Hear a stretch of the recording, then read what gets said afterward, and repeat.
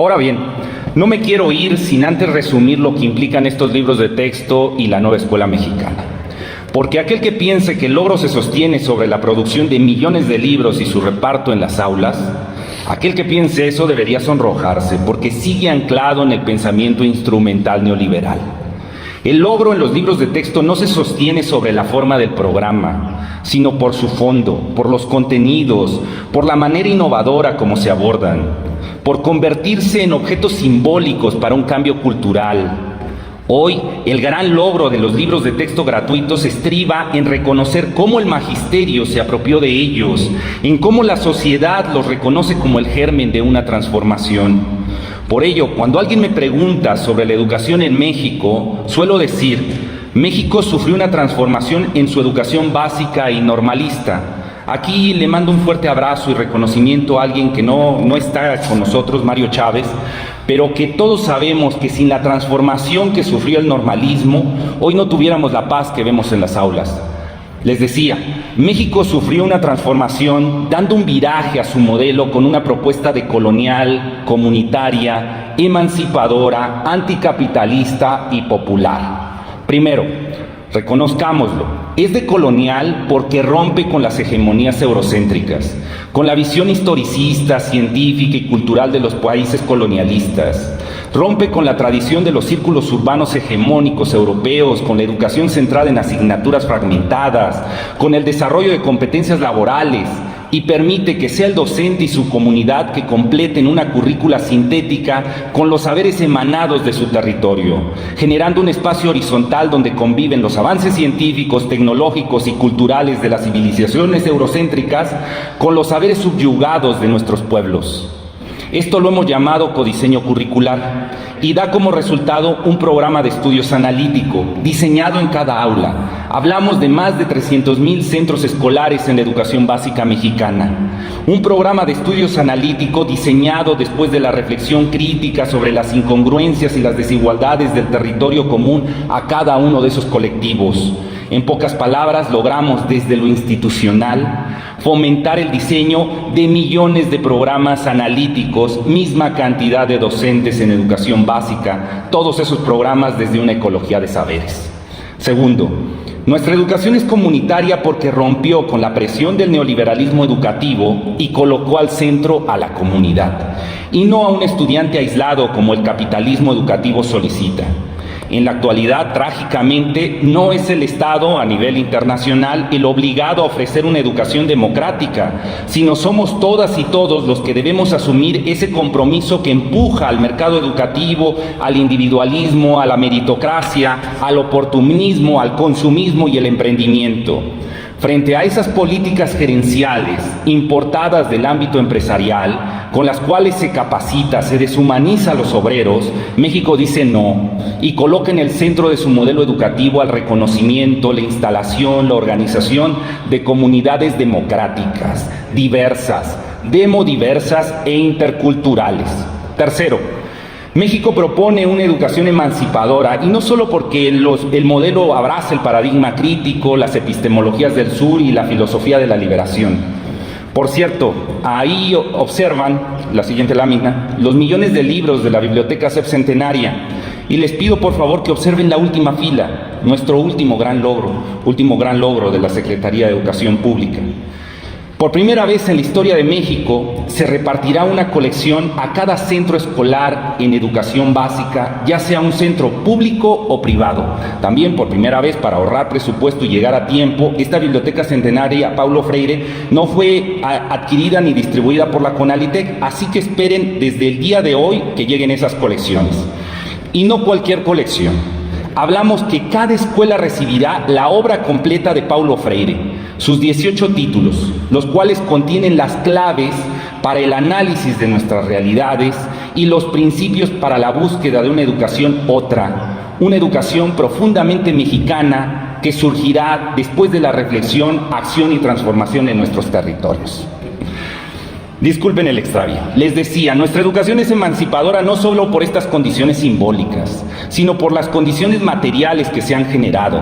Pero antes, como preámbulo, permítanme una generalidad. Desde la conformación de los Estados-nación, la educación pública y privada sirvió como herramienta para homogeneizar el tipo de ciudadanía que el sector hegemónico necesitaba. La derecha, con el estandarte del progreso, el crecimiento sostenido, la competencia, la familia nuclear y Dios, diseña programas de estudio que deben cumplirse a pie puntillas con la esperanza de conseguir la ciudadanía sumisa, trabajadora y resignada con la que se sentirían cómodos.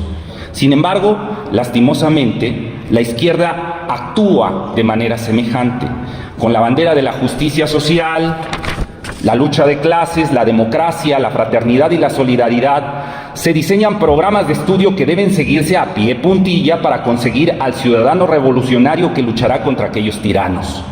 En ambos casos, la derecha y la izquierda desconfían del pueblo. Lo asumen como ignorante, como desvalido, y es ahí donde se encuentra el principio del colonialismo.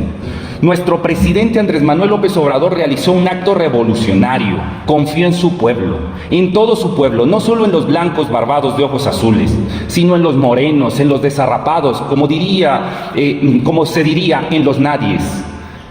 En el caso de la educación mexicana, me refiero a lo que hemos llamado desde la Secretaría de Educación Pública Autonomía Profesional de la Educación Básica, que implica las condiciones materiales para que el docente pueda territorializar el programa de estudios según las necesidades y los saberes subyugados de su comunidad. Así, entre las condiciones simbólicas que aporta la pedagogía crítica, la epistemología del sur, la filosofía de la liberación y las condiciones materiales que permiten la reflexión crítica de la comunidad, el reconocimiento de las desigualdades y los saberes subyugados, la educación básica mexicana hoy se aprecia como una educación emancipadora.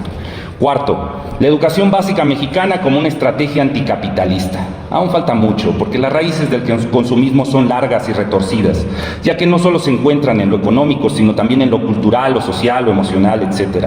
Pero solo por tener claras algunas estrategias desarrolladas en este sexenio.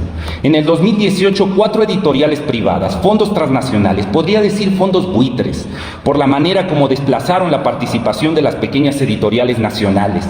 Me refiero a los españoles de Grupo SM, Editorial Castillo, Santillana y Trillas, que acaparaban los contratos en la compra de libros de texto de la educación secundaria. Hablamos de 1.500 millones de pesos, casi 90 millones de dólares. Hoy, ninguna de estas empresas que lucran con la educación reciben un solo centavo, porque el Estado asumió su responsabilidad y convocó a miles de maestros en el país para realizar sus libros de texto gratuitos. Esto es clave, compañeras y compañeros. Resulta estratégico que el Estado recupere el protagonismo en las políticas públicas educativas, pero no solo ello. El Estado debe cuidar el que los intereses privados no coopten esas políticas públicas. No podemos continuar con estos amaciatos en donde se delegan las responsabilidades del Estado al sector privado y nos convertimos en gestores, en operadores de licitaciones que solo sirven para enriquecer a los empresarios de la educación. Citaré a nuestra presidenta electa en un mensaje de ayer cuando señalaba, cito, haremos un gobierno de territorio y nunca nos someteremos a un poder que no sea el del pueblo de México. Fin de cita. Quinta, termino. Es una educación popular porque a través de la autonomía magisterial, del pensamiento crítico, del abordar los contenidos por medio de proyectos con carácter social en donde se visibilicen y atiendan las injusticias y las desigualdades que hay en los territorios, a través de todo ello, lo que se pretende es propiciar las condiciones simbólicas y materiales para convertir aquellas escuelas, aquellos centros escolares en cooperativas comunitarias, de la misma manera como lo imaginó Rafael Ramírez al diseñar el normalismo rural de nuestro país. Les digo, termino, compañeras y compañeros, siéntanse orgullosos por representar a sus estados en este momento histórico. A los que aún se encuentran en la oposición, reflexionen sobre la bondad y la hospitalidad de la nueva escuela mexicana, porque en verdad ella representa una política pública decolonial, comunitaria, emancipadora, anticapitalista y popular. El sueño de Rafael Ramírez, de Vasconcelos, de Altamirano, de Ignacio Ramírez, de Dussel, de Comboni, de Torres Hernández, de Moreno Bayón, de Díaz Barriga, de Obrador y de muchos otros pensadores mexicanos más tal vez se alcance. Una pedagogía mexicana diseñada por mexicanos que obliga al diálogo desde la hospitalidad, desde la dignidad de nuestros pueblos con aquellos que insisten en vernos y tratarnos como su capital humano. México, desde la Secretaría de Educación Pública en general y sus libros de texto, gratuitos en particular, dicen no al modelo por competencias y dicen sí al humanismo mexicano. ¡Bravo!